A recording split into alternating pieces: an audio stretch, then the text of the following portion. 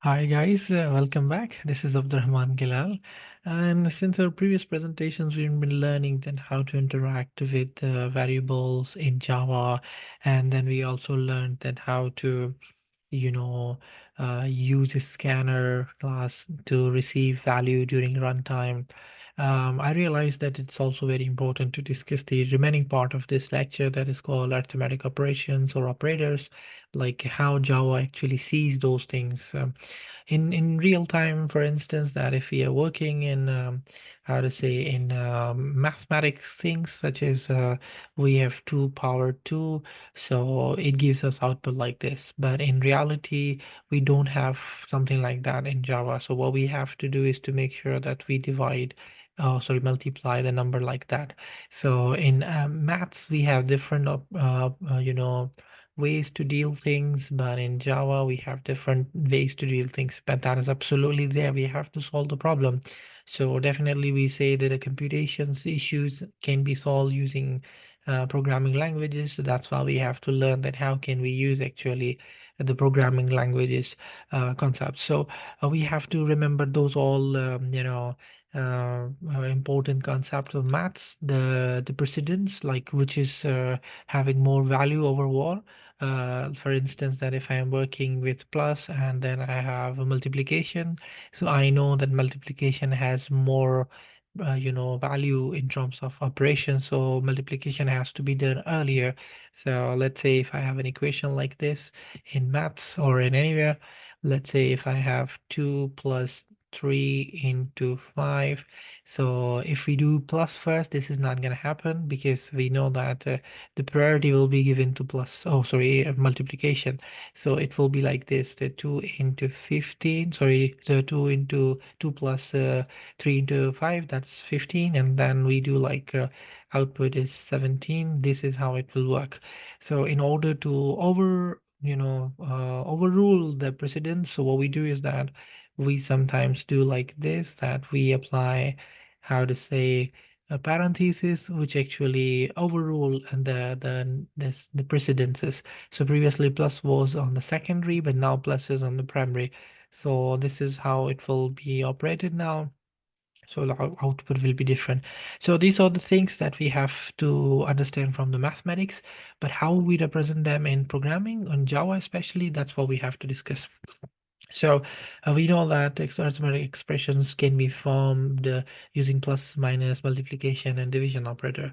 So, but there is another operator that is called modulus operator that is specifically happening in Java or in definitely math as well. So I will explain you very, very quickly once we discuss that. So let's say if this is the equation, sorry, how to say condition that if work hours worked is an integer to which the value was 40 has been assigned, and the pay rate is double to which 12.5 has been assigned. So in this type of situations, we know that sorry about that. So we know that the hour rate is integer, so integer hour worked and double was that. So in order to find out the overall, so what we have to do is to multiply both of them. But if you multiply directly in maths, you can get the output in whole numbers, or sorry, floating numbers. But in reality, if you multiply the same thing in Java, it's gonna be slightly different. That you have to know that if you multiply float with whole, so whole and float will return you float. So that's the thing. So anything that is multiplied with floating variables or decimal points, so return the decimal. So if there are two decimals, they are multiplying each other, so return will be decimal. If there are two whole numbers and they are dividing, for instance, that I'm saying, this is a very important thing to understand. I will also show you during compile time that let's say I am trying to do like this, that I'm sorry, this my cursor is a bit slow. So let me wait a while. Okay, so it's moving very slow. So let's say I think it's better not to just work over here. So let's say if I have integer x, and x has 5 as a value, and I have integer that is y, and y is also 2. So like if I say x divided by y, so usually people will say that should be 2.5. Oh, sorry. I'm sorry. So 2.5, yes. But that's not gonna happen here. It's gonna happen 2 only. Why? Because these both number are integers. So when integer divided by integer, so the output will be integer. That's the theme. So you cannot have a float from integer. That's something in Java. That's something in programming language, I must say, not in only in Java. So that's what we have to understand when we are multiplying the things, or when we are doing the expressions in mathematical expressions in how to say, in programming languages. So that's the precedence we understood, and that's not a big deal to do. And then let's quickly see that what else we can do. Like, this is perfectly fine. We get divided by 0 because we have double as a point, sorry, integer. So this is what I was trying to tell you about the modulus operator, or mod. So what does mod does, it is this operator basically sees the remainder of um, computation. For example, 14 module mod 4, so it tells me remainder. So remainder here is 2. So why? It's the same thing. Now we have to compute once again that, okay, sorry. Let's say here 14, and then we have 4 here. So how many times we should apply for the whole? Let's say I said 3 times, so it will be 12. So it gets 2 as a remainder. So anything that is left over is called remainder. It's a very important logic to understand in programming language, because we, in order to find out the even and odd, true or false, so many things, we have to work over remainders. So let's say you cannot directly say point or something, because that's a module operator. Modulus operator will be looking at this, that what is your remainder.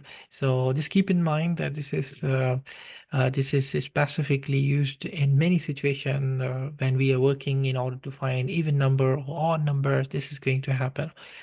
And then we have something special. This is also happen in maths, that we have increment or decrement operator. So decrement operator, increment operator is plus plus, decrement operator is minus minus.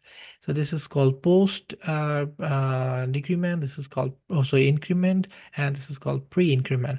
What does it mean? That, for example, you are printing something, so when you say count plus plus, so it will print first, then it does increment.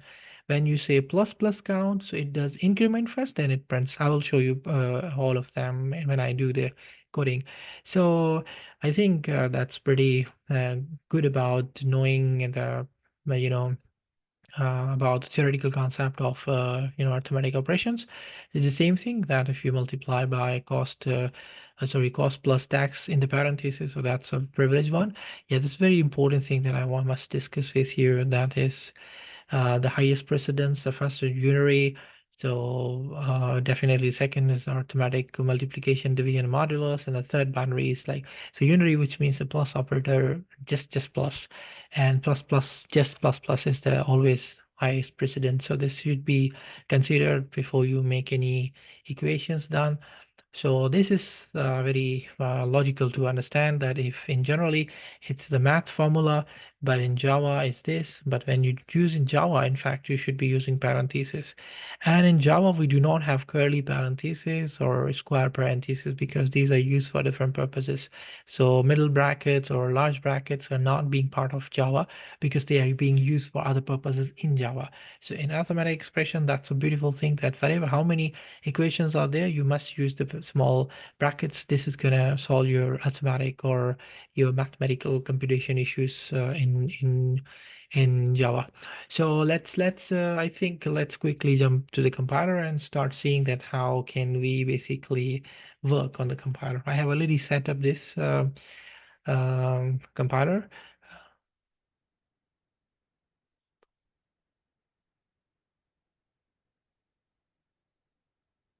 Okay, so give me a second. Yep. So I was a little bit confused what I was trying to do. Yep. Yeah. Here. Here you go. Yeah. Okay, here like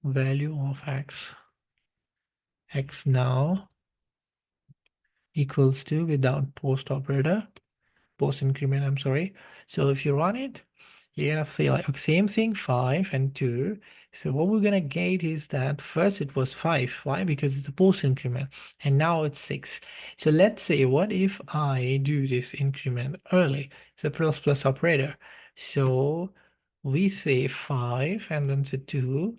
So we're gonna get both same, because as I told you, it will do like this, that it increments first, then it prints, because that's the priority. It has to come in this way. And then x remains the same. So that's okay. So the same thing goes for minus minus. So let's say if I say minus minus, so whatever value we try to put in 5, so it is 4 now because it's a pre-decrement, and then 4 later, same. But if we change it to post-decrement and then we run it, so you're gonna see there will be a slight difference. So yes, that's called 5, and then it's 4 because it printed first and then it incremented. That's somehow it's slight differences in these type of things. And if you have now any other equation that you wanted to print, for example, you wanted to have your own equation that you wanted to see whole square. So how you want to see whole square? Whole square. So it's your call. Like you wanted to go like this way, a into like usually a square.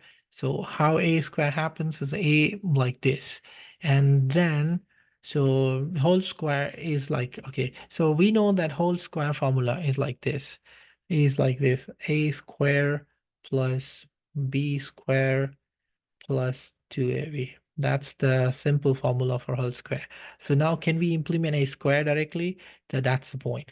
So let's see the whole square of a and b, of, let's say, a plus b. So now how to do that? So we're gonna do like this. First, we have to have the parenthesis, that's the point. And then now we know that we need to have a square first. So in order to have the a square first, you have to multiply a into a. So this is the first thing. So in a into a happens, sorry, it's not a, it should be x and y. My bad. I said a, but this is x and this is y, same thing, right?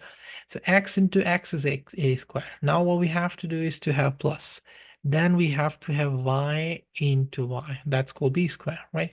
And then we have to have plus. And then we have 2, and then we have to have multiplication. And then multiplication of a into b. Sorry, x into y. Because I'm seeing the formula, that's why I'm making problem. So I think okay now. So you see here. So first thing, okay, so you have to close this. Okay. So the first thing is to understand that you have to have x into x. You cannot just have a square or x square. Then you have to have y into y, you do not have. And then 2 into, like usually we write 2ab, but it's not possible because we have to write the operator. And then we write this. And let's run it and see like what is going to be there. So like 2 and 2. So okay, that's my bad. So, okay, when I say 2 into 2, so basically it has decremented it. So that's okay, no problem. So now when we see the whole square of, how to say, x plus y. So this is going to be 1 whole square will be 1, 2 whole square will be 4, and then 4 plus 2ab. So if you compute it, this is going to be true that we will have this 10 as an output, isn't it? Or unless we have made any mistakes. I'm not sure that if we have make mistake, but let's say we remove this minus minus, and then we're gonna go pretty straightforward. We're gonna say like 2 and 2. So 4 and 4, 8, and 2 into, give me a second. Yep. 2 into 2 is equal to 4. 4 into 2 is equals to 8. And 8 plus 8 is equals to 16. Absolutely fine. So I hope it makes some sense. This is what we discussed at in order to have, anything that you wanted to, manipulate in mathematical things in Java, better to use these parentheses, and then you should know that we don't have any square things until you make your own methods for that. There are some predefined libraries which we will learn later on, but right at the moment we have to just know that how can we do things manually, and we learned like how can we use the modulus operator and all those things. Please do not hesitate to ask me question if you have any. I'll be glad to answer. Thank you so much, guys. Take care.